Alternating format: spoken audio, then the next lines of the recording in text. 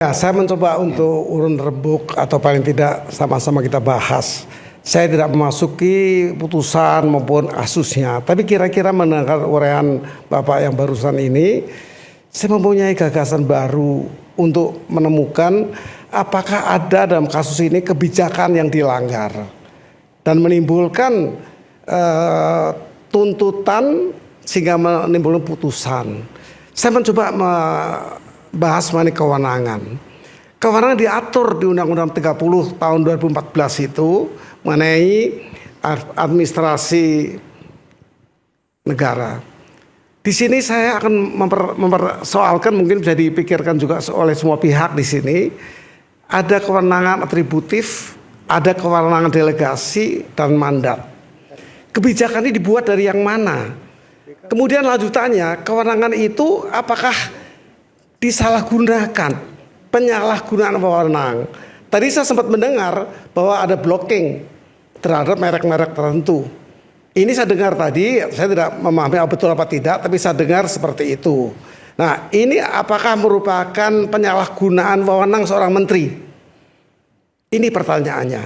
Kemudian apa mencampur adukan wewenang antara yang bersangkutan sebagai pemilik perusahaan dan sebagai pejabat negara berstatus menteri? Ini hal-hal yang perlu juga dipertimbangkan. Jadi bukan hanya kerugian negara saja dalam bentuk kerugian, tidak. Berbagai hal bisa dikaitkan kalau dilakukan. Ini pandangan saya. Kita teliti, ada apa tidak penyalahgunaan wewenang dalam jabatannya. Ada tadi saya dengar ada blocking apa tadi? Tolong dijelaskan, mungkin Bapak tahu. Ada blocking untuk merek misalnya. Ini yang saya perlu penjelasan. Kalau tidak ada ya tidak ada korupsi. Oke. Baik, saya ke Bung Indra Harismiaji. Tadi bilang nggak ada permasalahan dari penggunaan Chromebook ini. Ya, jadi saya akan menggunakan perspektif pendidikan ya, karena saya orang pendidikan, saya nggak mau nyentuh urusan hukumnya. Jadi disclaimer dulu, saya praktisi pendidikan, spesialisasi saya adalah teknologi pendidikan.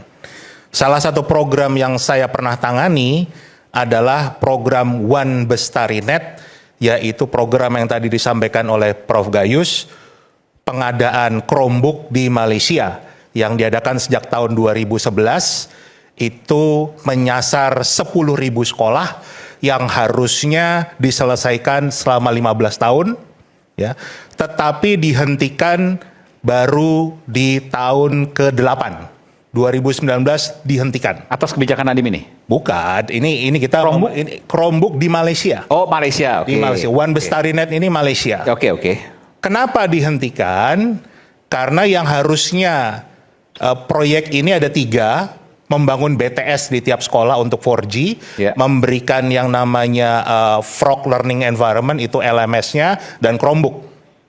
Setelah 8 tahun berjalan, ternyata adopsinya, bagaimana sekolah memanfaatkan teknologinya itu di bawah 5%. Jadi di stop. Karena kalau diteruskan, yang rugi adalah rakyat Malaysia kan. APBN mereka terbuang sia-sia, uangnya begitu banyak, ya kan. Tetapi nggak ada manfaatnya. Adopsinya hanya 5%. Beli Chromebook di Malaysia nggak dipakai, kurang lebih gitulah. Kurang lebih nggak dipakai. Kenapa? Karena dalam transformasi pendidikan itu harus 3 hal yang harus disiapkan: infrastruktur, infostruktur, dan infokultur. Infokulturnya nggak disentuh ini. Infokultur itu apa? Infokultur itu mengubah kultur budaya. Orang ngajar di papan tulis, itu beda dengan ngajar dengan pakai laptop. Iya, betul. Ya kan?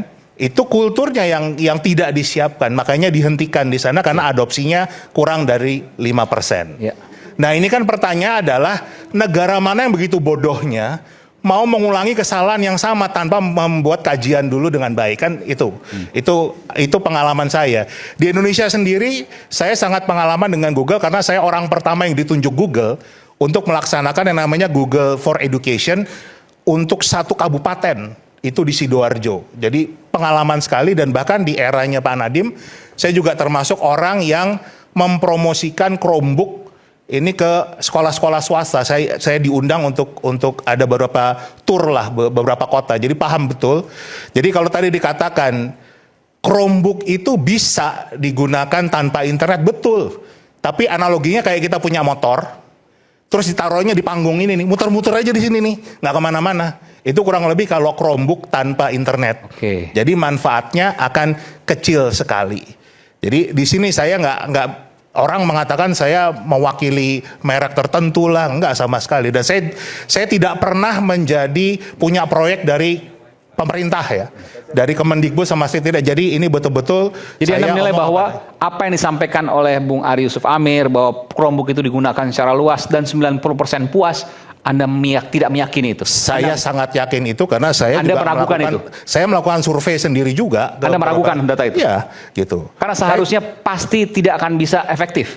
Pasti tidak akan efektif karena di Malaysia saja yang tadi dibangun BTS itu aja nggak berjalan. Tadi Pak Alexander Mahmud mengatakan gagal di 3T, pembangunan BTS-nya gagal. Ya udah pasti Chromebook-nya juga nggak jalan dong. Karena kalaupun jalan ya cuma bisa yang betul-betul sangat limited sekali.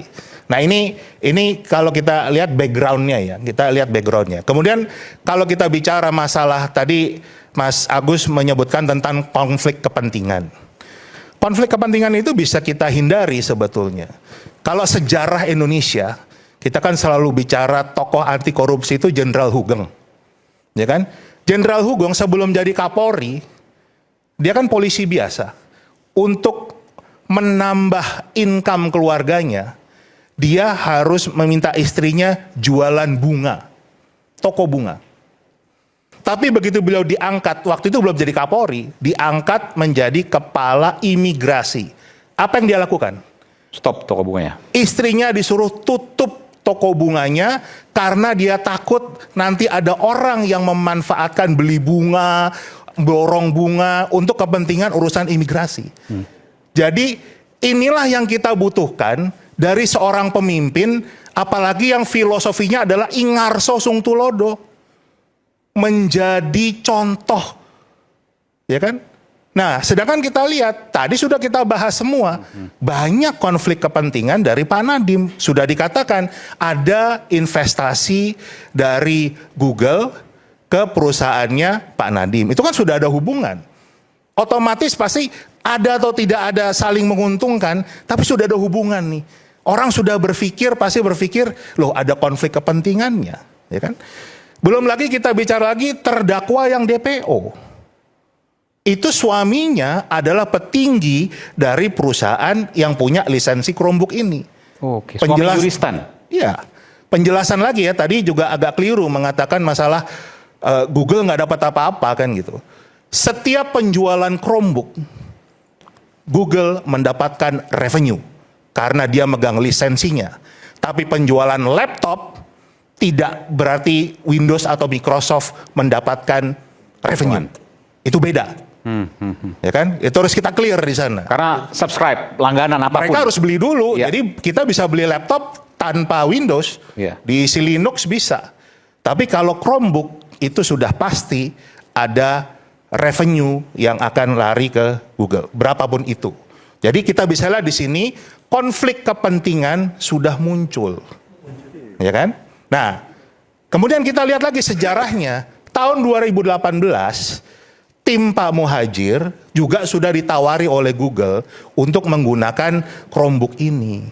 Hasil kajiannya mengatakan ini tidak bisa dipakai. Karena tadi juga belajar dari Malaysia kan, juga nyoba, ini disarankan tidak digunakan. Begitu.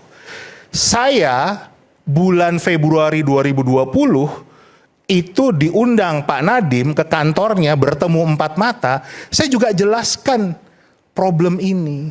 Hati-hati Pak Nadiem, karena saya punya pengalaman dulu di Malaysia begini. Jangan Anda memaksakan kalau Chromebook itu akan dijalankan. Ini tahun 2020 awal loh. Saya sudah mengingatkan seperti itu. Ya kan? Kemudian tahun 2020 bulan Oktober, DPR mengingat, karena sudah belanja tuh, sudah mulai belanja Chromebook. Ada itu beritanya. DPR mengingatkan ini nyebar laptop tapi nggak bisa dipakai karena jaringannya nggak ada. Itu DPR yang menyebutkan itu, ada beritanya.